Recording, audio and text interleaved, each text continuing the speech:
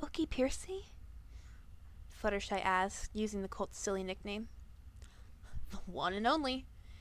Piercy had a beatific smile on his face.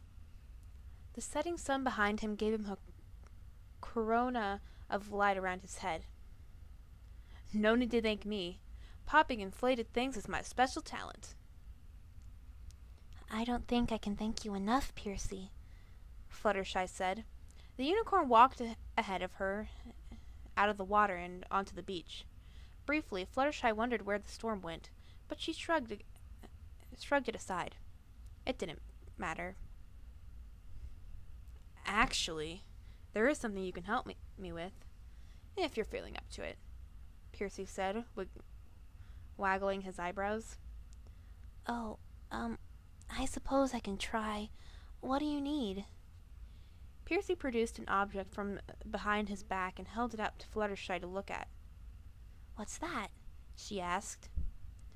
I was hoping you could help me with my pet here. Chia's sick, and I can't figure out how to heal him up. Piercy's pet was a clay dog with tufts of green grass growing from the big hole in his head. Oh, I'm afraid I've never seen anything like that before, Fluttershy said sadly. She moved towards Piercy's and the beach, but he stood in her way. You sure you can't help? Yes. I'm very sorry. I would have loved to help you and Chia, but I don't know what Chia is or how to make him better. Ah, darn it, Piercy said. His voice turned cold, and his normally wide, innocent eyes narrowed to slits. I was really hoping you could help a colt out. Clouds filled the sky again. Piercy turned away. Thanks for nothing, Fluttershy. The lake bed underneath Fluttershy's hooves dropped away, and before she could even squeak in surprise, the bubbles were back, dragging her under. The beach departed unicorn wavered out of existence. The squealing voices were twice as loud now, and Fluttershy saw ponies she disappointed had been joined in every animal that had ever died on her watch. Old rabbits, disease-ridden birds, and field mice, and crippled and miserable critters all squawked at her. Oblivion set in faster this time, and just before blacking out completely, Fluttershy looked up at the surface. She had an impossibly clear view of 5 ponies, 2 earth ponies, 2 unicorns, and 1 rainbow-maned Pegasus, were frolicking happy above the far water. They were the last thing Fluttershy saw before she drowned. Just outside Ponyville, between the town and the forbidden Everfree Forest, there sat a cozy little cottage on top of a low hill.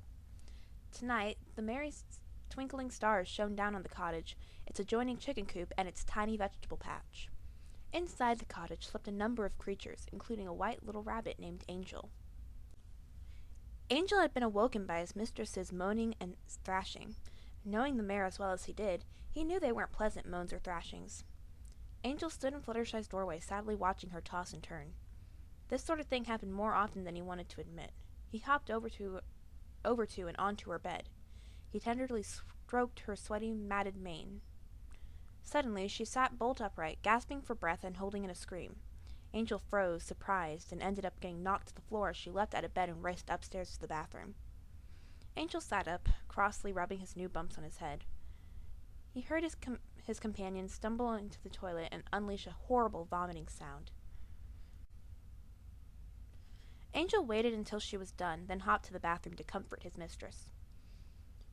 He stared at the blood in the toilet, but he managed to glean from Fluttershy's sob-filled and broken explanation that she had gone and bitten inside of her lip when she tried to keep from screaming, and that she was glad not to have coughed up water. She shuddered, quaking, and wept on the cool floor of the still dark bathroom. Angel sat with her until sunrise. Fluttershy attentively walked down the dirt path connecting her cottage to the rest of Ponyville. It was early afternoon, maybe 2 o'clock. She hadn't wanted to leave the house after her fitful post-down nap, but Angel insisted. forcefully, with projectiles. She walked with her head down, unmindful of the fact that her mane was dragging in the dirt. She hadn't been able to force herself to take a bath before leaving.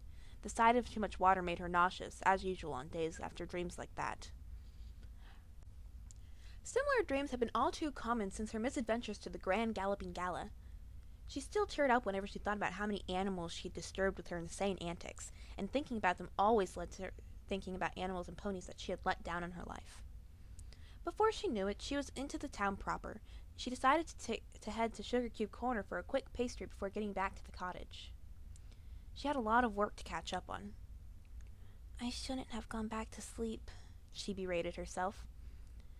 There were chicken eggs to collect, bandages to change. She needed to feed the ferrets under her bridge. Lost in her to-do list, Fluttershy rounded the last corner between her and the bakery before bumping right into Sunpony. Hey there, Fluttershy. Sorry, I guess I didn't see you there, Pokey Piercy said. He grinned. He had had a bit of a crush on Fluttershy for a couple months now, and he now found himself with the perfect opportunity. Say, Fluttershy, what are you up to right now? Would you want to come get late lunch with me? Fluttershy shivered. Here he was, smiling down at her hopefully. All she could see, though, was Dream Piercy turning his back on her in disgust. How dare she not know how to help his pet, whatever it was? That's what she was. That's all she was good for. Her big blue eyes welled up in tears. I'm so sorry, Piercy, she squeaked. Desperate for an escape, she reared up and galloped away. Piercy watched her duck into Sugar Cube Corner, a perfect date spot if he'd ever seen one, and sighed. He walked away with his head down, wondering why it was so hard for a Pegasus who didn't learn how to fly and a unicorn that didn't like using magic to find something in common. Once inside the bakery, Fluttershy's stampeding heart calmed down a little. Luckily, she missed the lunch rush, so the bakery was practically empty except for the cakes. She bought a pair of muffins from Mr. Cake at the register and asked if Pinkie Pie was in. Oh, thank you, Fluttershy.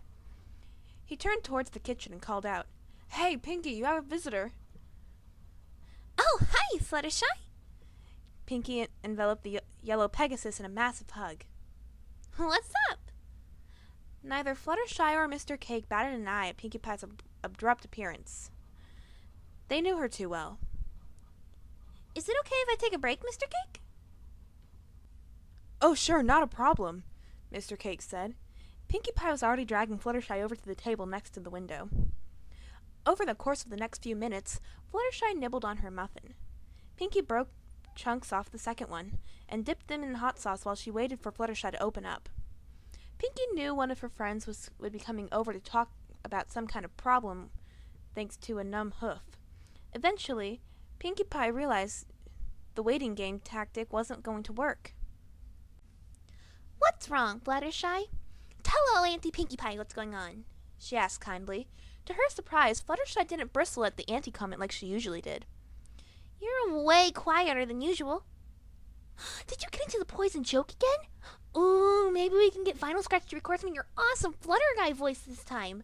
She was so mad she missed out on it last time. Oh, no, it's not that. Fluttershy sighed and quietly played with her half-eaten muffin. I had a terrible nightmare last night, and I can't really seem to shake it. And you came to me because I'm the best pony ever at cheering any pony up. Well, you've come to the right place. Lay it on me, Pinkie said, grinning. Fluttershy slowly told her the broad stroke of her dream. Pinkie didn't ask many questions or try to rush Fluttershy through telling the story. When the yellow mare was finished, Pinkie Pie thought for a moment. Well, Fluttershy, Fredo would probably tell you that your superego is too highly developed, but everybody knows that Fredo's theories are mostly debunked after WW2, so I'm not sure what to tell you. Fredo... never mind. Fluttershy turned and looked at the window glumly. Outside, Piercy was trotting somewhere. His usual benefic smile was gone from his face. She wondered idly what was wrong with him, then shivered. Maybe Chia really was sick, whatever Chia was. Anyway, it's just a dream. They're just indigestions and grumpy thoughts and possibly Princess Luna's residual evilness. But just do what I do whenever I have nightmares. Just laugh them away. She giggled to demonstrate. You try now, Fluttershy. The Pegasus chuckled weakly, even though her heart wasn't in it. That's a great start. Pinkie Pie winked at her. Fluttershy was silent for a few minutes. Pinkie Pie, do you ever think some ponies are only useful as the acts they do for others? She asked eventually. Like your parties, or Applejack's apples. Fluttershy was still looking out the window, so she missed the life and vibrant colors fade out of Pinkie Pie's mane and coat. Nope, Pinkamena said bitterly through her grated teeth. I never worry about stuff like that, and even if that sort of thing did occur to me, I certainly wouldn't admit it to one of my closest friends. Pinkie visibly wrenched herself back into happy mode. No, I can definitely say that I don't believe in acting worryingly about that sort of thing, Pinkie said. She clapped her hooves together. Oh, hey, Fluttershy, could you do me a real quick favor when you feel up to it? Fluttershy finally turned to face her friend. Sure, Pinkie. I'd be happy to do just about anything, as long as you don't tell any pony else about my dream, or that we talked about it. Aye, Pinkie Pie, promise it. Pinkie Pie recited her rhyme. Now, I was wondering if you could go check Gummy's gums within the next week or so. I think he's teething, but I'm not sure. He could just be grumpy. That's probably it. But if you could make sure, I'd really appreciate it. Fluttershy hesitated for an instant, then smiled weakly at the pink earth pony. I'd be happy to look after Gummy, she said. It's my special talent, after all. It's what I'm good for. No, Pinkie corrected. It's what you're good at. Sure, Pinkie, whatever you say. Fluttershy's voice was low and muffled, like the sound of rain falling on a sandy beach. Well, every pony, that was the end of Dreaming of Drowning. Tune in next time for another story, and thanks for listening!